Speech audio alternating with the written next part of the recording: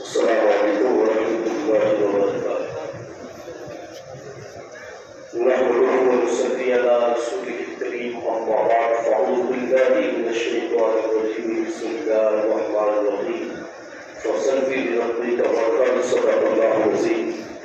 بعد رسالة من درود پاک علی اللهم صل على سيدنا وعلى آل سيدنا ومولانا محمد وسلم صلاة وسلام عليك يا رسول الله يا حبيب الله صلى الله عليه وسلم۔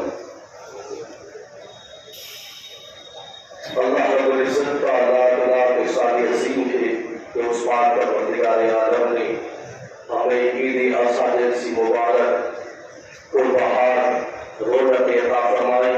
آپ تمام حضرات کو عید اضحیٰ کی دل کی گہرائیوں سے خوب مبارکبادیاں پیش کرتا ہوں۔ عزیزان ملت اسلامیہ، آج سے نہیں،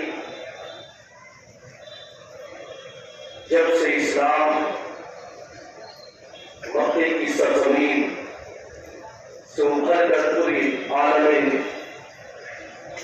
دنیا کے اندر اس نے اپنے قدم جمائے، ہر ملک ہر شہر کے اندر قربانی کی جا رہی ہے اور انشاءاللہ قربانی ہوتی رہے گی۔ لیکن ہر سال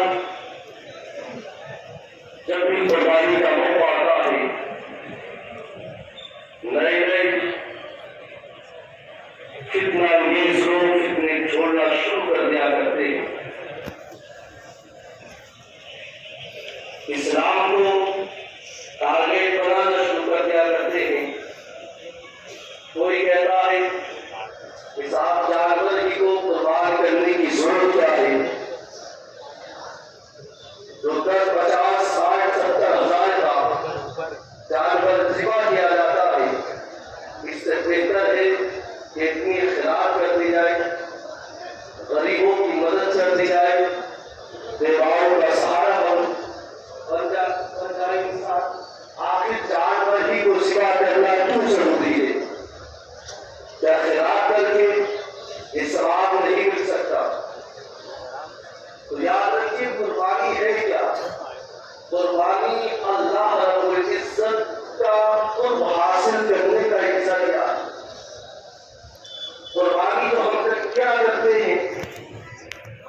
یہ اپنی مرضی سے، اپنی خواہش سے نہیں کرتے، بلکہ اللہ کے حکم کی بنا پر کیا کرتے، اور کسی بھی عبادت کو، کسی بھی کام کو کرنے کے لیے سب سے اہم امر الہی ہوا کرتا۔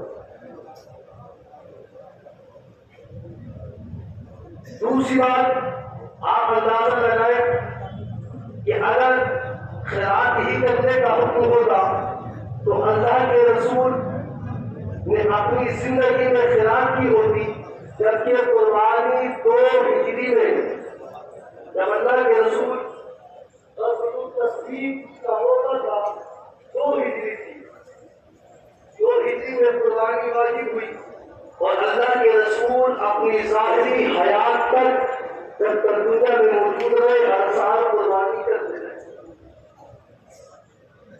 کیا اس وقت ضرورت نہیں تھی غریبوں کی مدد کرنے کی؟ کیا اس وقت ضرورت نہیں تھی یتیموں کو پیسہ دینے کی؟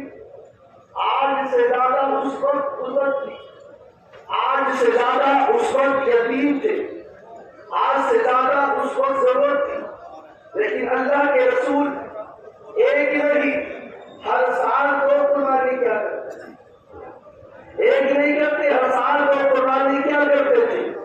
ایک قربانی اپنی جانب سے کیا کرتے، اور ایک قربانی پوری امت کی جانب سے، یعنی اپنی امت کی جانب سے کیا کرتے۔ پتہ کیا چلا؟ خیرات اور چیز ہے، قربانی اور چیز ہے۔ اگر کوئی خیرات کرے گا تو اس کا انکار نہیں کیا جا سکتا، اسے خیرات کرنے کا ثواب ملے گا، لیکن قربانی کا مقصد صرف جانور کی گردن پہ چھری چلانا نہیں ہے۔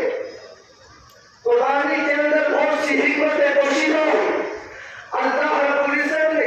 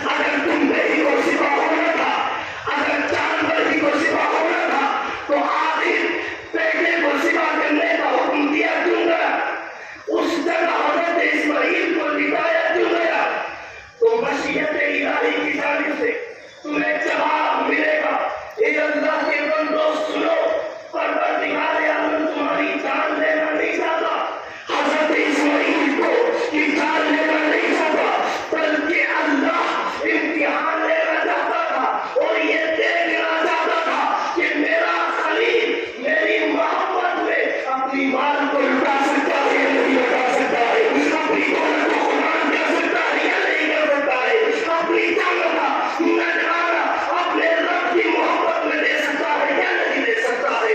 اور اللہ نے فرمایا اے محبوب تو نے اپنے خواب کو سر کر کے دکھا دیا، اس لیے ہم نے تجھے بدلے میں تمبا دے دیا۔ جب گردن پر جانور کی چھری چلتی ہے تو اسی لیے اللہ کے رسول نے فرمایا آج تو ہم لوگ کا جانور ذبح ہوتا یہی پتہ نہیں ہوتا رشتے داروں کو ہمارا جانور ذبح کہاں ہو رہا ہے، ذبح کر کون رہا ہے، کس جگہ ہو رہا ہے۔ ہم تو سمجھتے ہیں حصے میں 5,000 10,000 یا 7,000 آئے، حصہ دیتے اور ذبح ہو گئے، قربانی تو ہو جائے گی، لیکن اللہ کے رسول نے حضرت فاطمہ سے فرمایا تھا قربانی کا وقت ہے، جانور کے پاس کھڑے ہو جاؤ۔ آخر وجہ کیا تھی؟ اللہ کے رسول جب قربانی کرتے ہیں اپنے ہاتھ سے کرتے ہیں، صدیق اکبر موجود ہے، فاروق اعظم موجود ہے، صحابہ موجود ہے، مگر کبھی بھی نبی نے کسی صحابی سے نہیں کیا کہا کہ میری جانب سے تم قربانی کا گوشت چوری کرا دو۔